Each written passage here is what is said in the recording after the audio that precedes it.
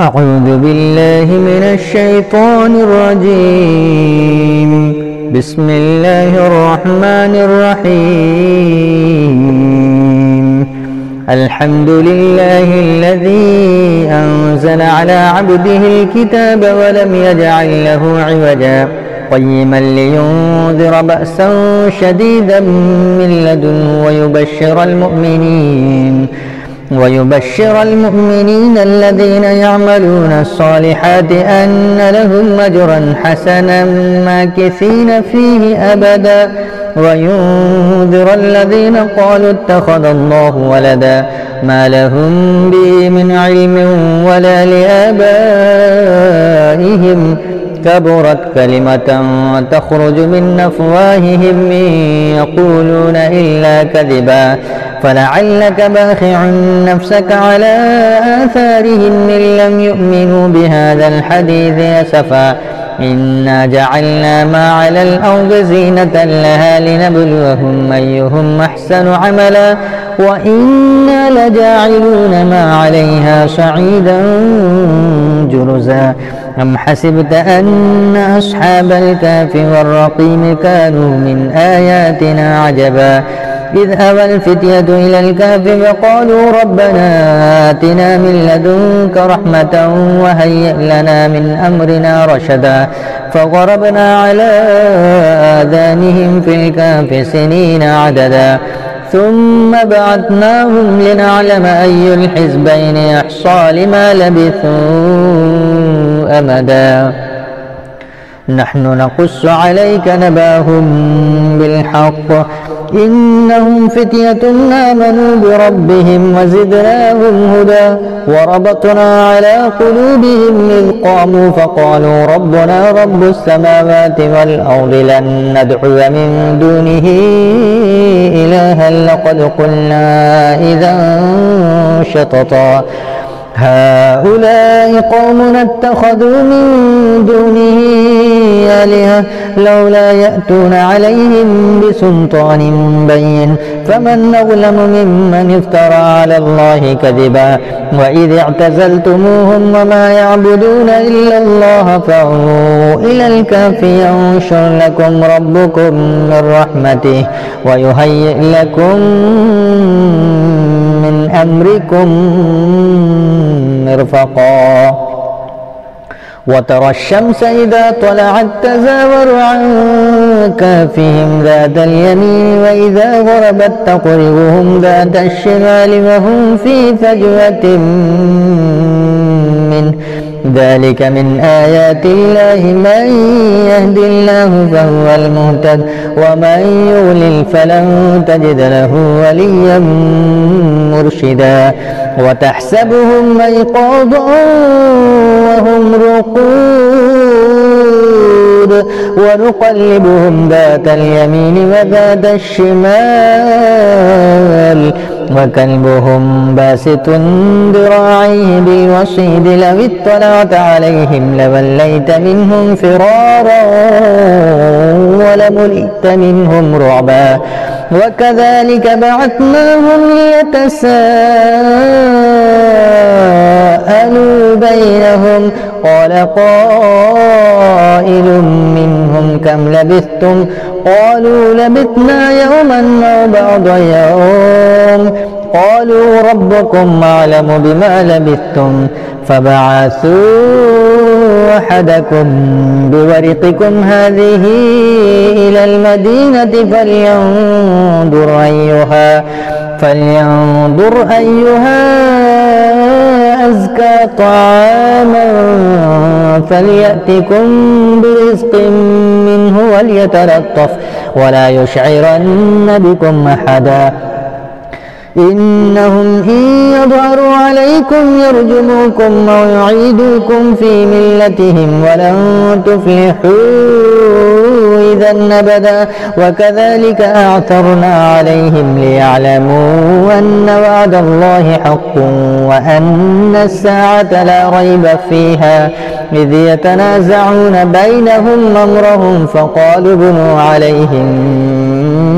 بنيانا ربهم أعلم بهم قال الذين غلبوا على أمرهم لنتخذن عليهم مسجدا سيقولون ثلاثة رابعهم كلبهم ويقولون خمسة سادسهم كلبهم رجما بالغيب ويقولون سبعة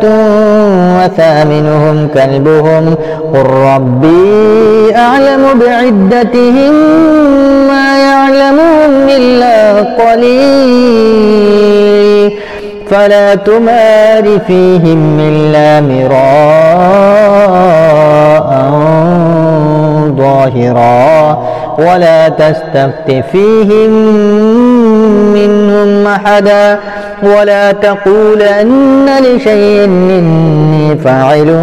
ذلك غدا إلا أن يشاء الله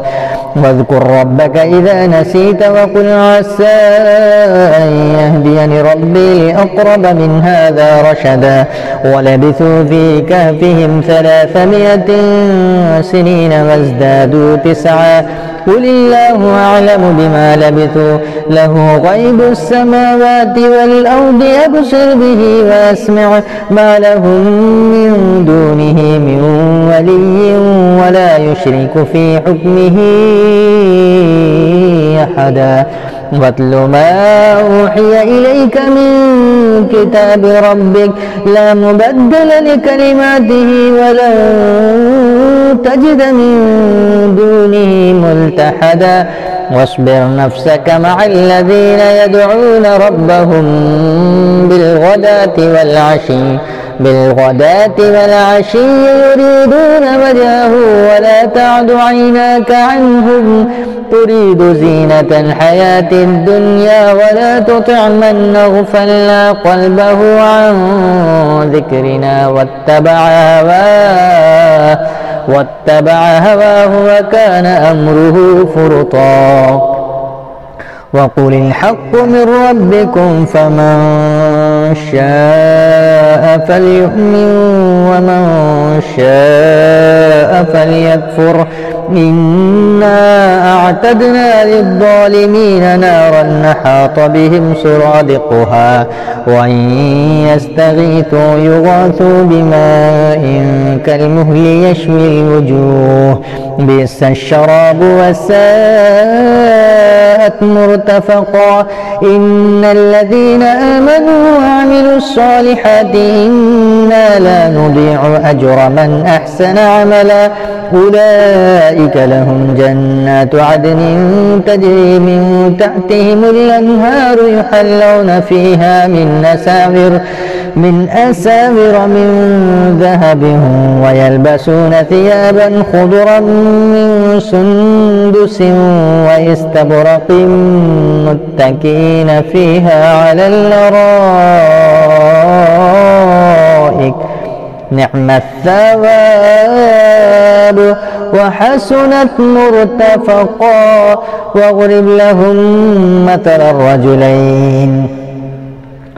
واضرب لهم مثل الرجلين جعلنا لأحدهما جنتين من أعناب وحففناهما بنخل وجعلنا بينهما زرعا كلتا الجنتين آتت أكلها ولم تظلم منه شيئا وفجرنا خلالهما نهرا وكان له ثمر فقال لصاحبه وهو يحاوره ولا أكثر منك مالا وأعز نفرا ودخل جنته وهو ظالم لنفسه قال ما أظن أن تبيد هذه أبدا وما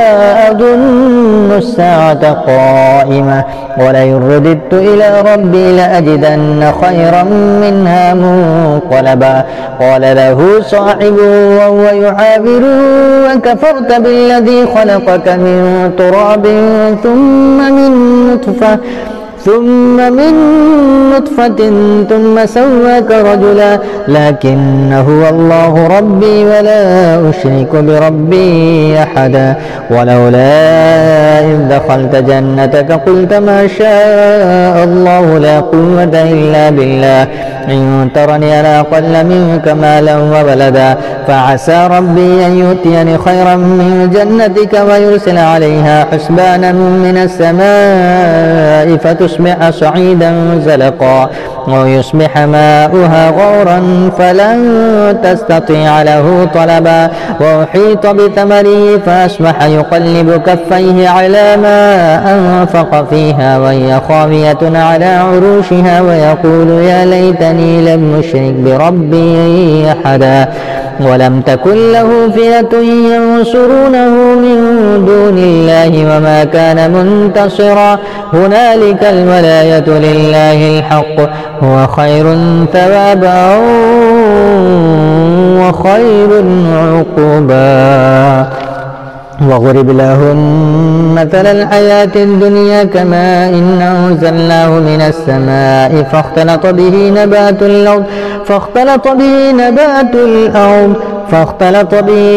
الأرض فأصبح هشيما تذروه الرياح وكان الله على كل شيء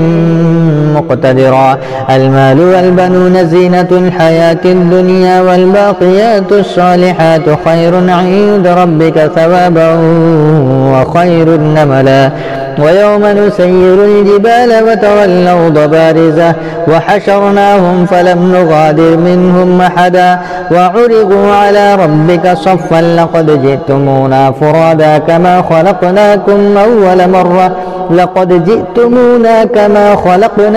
أول مرة بل زعمتم أن لن نجعل لكم موعدا ووضع الكتاب فترى المجرمين مشفقين مما فيه ويقولون يا ويلتنا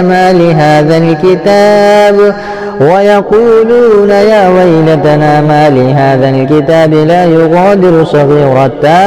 ولا كبيرة إلا أحصاها ووجدوا ما عملوا حاضرا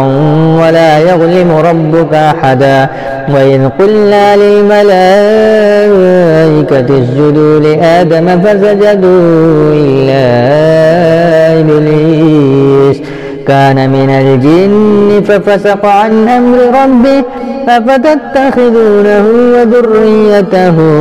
أولياء من دوني وهم لكم عدو بئس للظالمين بدلا ما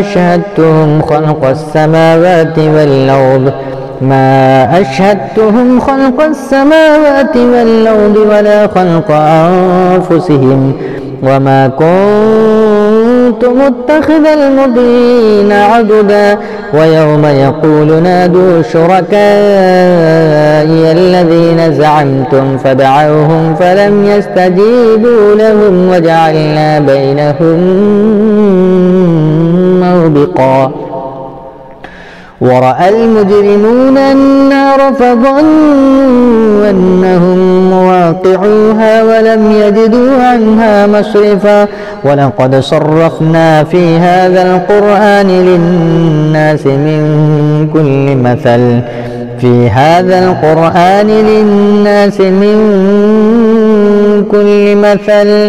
وكان الإنسان أكثر شيء جدلا وما منع الناس أن يؤمنوا إذ جاءهم الهدى ويستغفروا ربهم إلا أن تأتيهم سنة الأولين أو يأتيهم العذاب قبلا وما نرسل المرسلين إلا مبشرين ومنذرين ويجادل الذين كفروا بالباطل ليدحضوا به الحق واتخذوا آياتي وما أنذروا هزوا ومن أظلم ممن ذكر بآيات ربه فأعرض عنها ونسي ما قدمت يداه إنا جعلنا على قلوبهم أكنة أن يفقهوه وفي آذانهم وقرا وإن تدعوهم إلى الهدى فلن يهتدوا إذا أبدا وربك الغفور ذو الرحمة لو يؤاخذهم بما كسبوا لعجل لهم العذاب بل لهم موعد لن يجدوا من دونه موئلا وتلك القرى أهلكناهم لما ظلموا وجعلنا لمهلكهم موعدا وإذ قال موسى لفتاه لا أبرح حتى أبلغ مجمع البحرين أو أمضي حقبا فلما بلغا مجمع بينهما نسيا حوتهما فاتخذ سبيله في البحر سربا فلما جاوزا قال لفتاه آتنا غداءنا لقد لقينا من سفرنا هذا نصبا قال أرأيت إذ أوينا إلى الصخرة فإني نسيت الحوت وما أنسانيه إلا الشيطان أن نذكره واتخذ سبيله في البحر عجبا قال ذلك ما كنا نبغ فارتدا على آثارهما قصصا فوجدا عبدا من عبادنا آتيناه رحمة من عندنا وعلمناه من لدنا علما قال له موسى هل أتبعك على أن تعلمني مما علمت رشدا قال إنك لن تستطيع معي صبرا وكيف تصبر على ما لم تحط به خبرا قال ستجدني إن شاء الله صابرا ولا أعصي لك أمرا قال فإن اتبعتني فلا تسألني عن شيء حتى أحدث لك منه ذكرا فانطلقا حتى إذا ركبا في السفينة خرقها قال خرقتها لتغرق أهلها لقد جئت شيئا نمرا قال ألم قل إنك لن تستطيع معي صبرا قال لا تؤاخذني بما نسيت ولا ترهقني من أمري عسرا فانطلقا حتى إذا لقيا غلاما فقتله قال أقتلت نفسا زكية بغير نفس لقد جئت شيئا نكرا قال ألم أقل لك إنك لن تستطيع معي صبرا قال إن سألتك عن شيء بعدها فلا تصاحبني قد بلغت من لدني عذرا فانطلقا حتى إذا أتيا أهل قرية استطعما أهلها فابوا أن يضيفوهما فوجدا فيها جدارا يريد أن ينقض فأقامه قال لو شئت لاتخذت عليه أجرا قال هذا فراق بيني وبينك سأنبئك بتأويل ما لم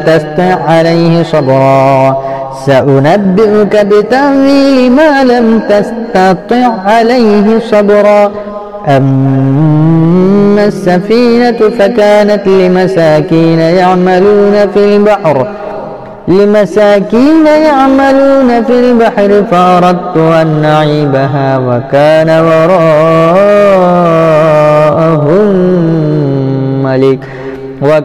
وراءهم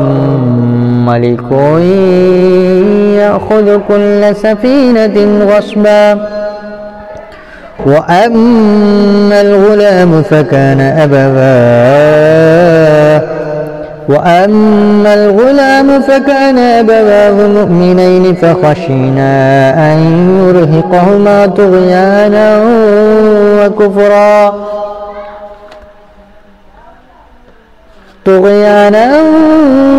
وكفرا فأردنا أن يبدلهما ربهما خيرا منه زكاة وأقرب رحما. وأما الجدار فكان لغلامين يتيمين في المدينة وكان تحته كنز لهما وكان أبوهما صالحا فأراد ربك أن يبلغا أشدهما ويستخرجا كنزهما رحمة من ربك وما فعلته عن أمري ذلك تأويل ما لم تسطع عليه صبرا. ويسألونك عن ذي القرنين قل سأتلو عليكم منه ذكرا. إنا مكنا له في الأرض وآتيناه من كل شيء سببا فأتبع سببا حتى إذا بلغ مغرب الشمس وجدها تغرب في عين حمية ووجد عندها قوما قلنا يا ذا القرنين إما أن تعذب وإما أن تتخذ فيهم حسنا. قال أما من ظلم فسوف نعذبه ثم يرد إلى ربه فيعذبه عذابا نكرا. قال أما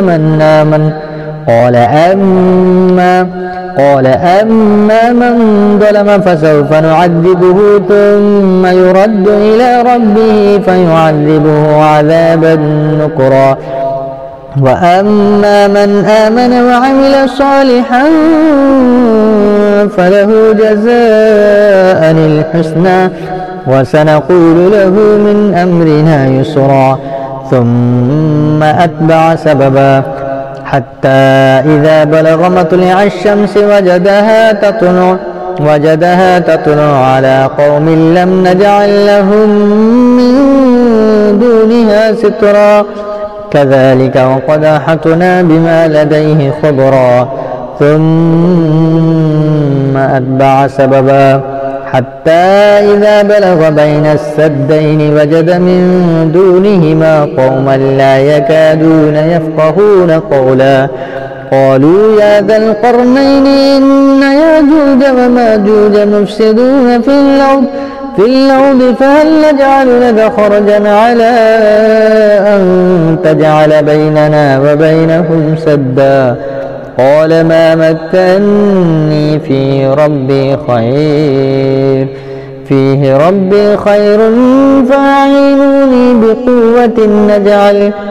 فأعينوني بقوة نجعل بينكم وبينهم ردما.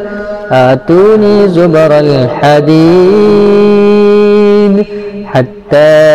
إذا ساوى بين الصدفين قال انفخوا حتى إذا جعله نارا قال آتوني أفرغ عليه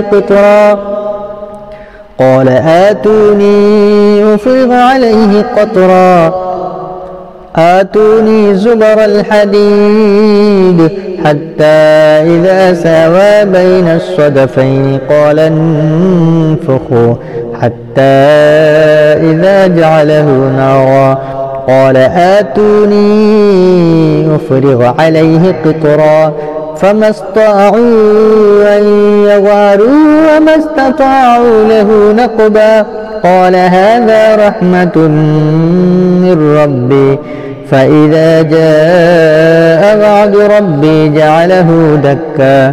وكان وعد ربي حقا. وتركنا بعضهم يومئذ يموج في بعض ونفخ في الصور فجمعناهم جمعا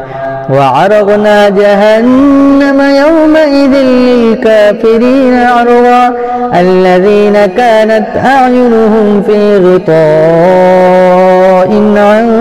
ذكري وكانوا لا يستطيعون سمعا. أفحسب الذين كفروا أن يتخذوا عبادي من دوني أولياء إنا أعتدنا جهنم للكافرين نزلا قل هل ننبئكم بالأخسرين أعمالا الذين ضل سعيهم في الحياة الدنيا وهم يحسبون أنهم يحسنون صنعا أولئك الذين كفروا بآيات ربهم ولقائه فحبطت أعمالهم فلا نقيم لهم يوم القيامة وزنا ذلك جزاؤهم جهنم بما كفروا واتخذوا آياتي ورسلي هزوا إن الذين آمنوا وعملوا الصالحات كانت لهم جنات الفردوس نزلا خالدين فيها لا يبغون عنها حولا قل لو كان البحر مدادا لكلمات ربي لنفد البحر قبل أن تنفد كلمات ربي ولو جئنا بمثله مددا قل إنما أنا بشر مثلكم يوحى إلي أنما إلهكم إله واحد فمن كان يرجو لقاء ربه فليعمل عملا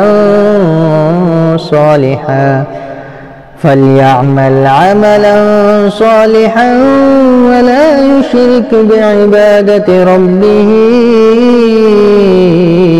أحدا.